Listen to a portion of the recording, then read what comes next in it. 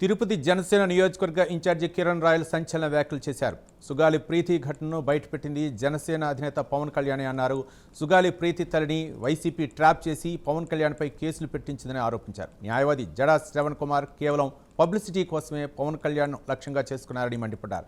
సుగాలి ప్రీతి కేసులో నిందితులు కాపులు అని శ్రవణ్ చేసిన వ్యాఖ్యలు చాలా బాధాకరమన్నారు. ఇష్యూలో 2017లో ఇక్కడ చాలా మందికి క్లారిటీ సుగాలి ప్రీతి తెలుసు. అంటే సుగాలి ప్రీతి ఎలా తెలుసు?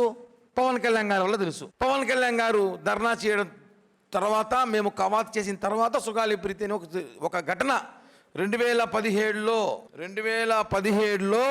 జరిగిన సంగతి అప్పుడు జనంకు తెలుసు. మేము ఎప్పుడు 2020లో చేసాం. అంటే దాని ముందు 2-3 ఏళ్ళు అయిపోయినాయి. సుగాలి ప్రీతి ఇష్యూ 2-3 ఏళ్ళు అయిపోయినా కూడా ఎవరికి తెలియదు. చాలా మందికి, చాలా లో పీపుల్, తక్కువ మందికి తెలుసు.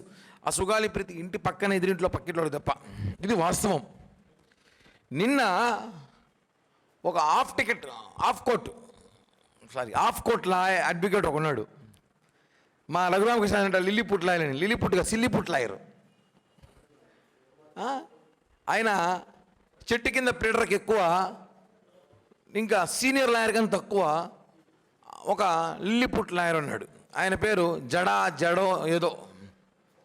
ఆయన ఈ మధ్యకాలంలో బాగా హైలైట్ అయిపోవాలని చెప్పి సెలెక్ట్ చేసుకున్నారు కొంతమందిని.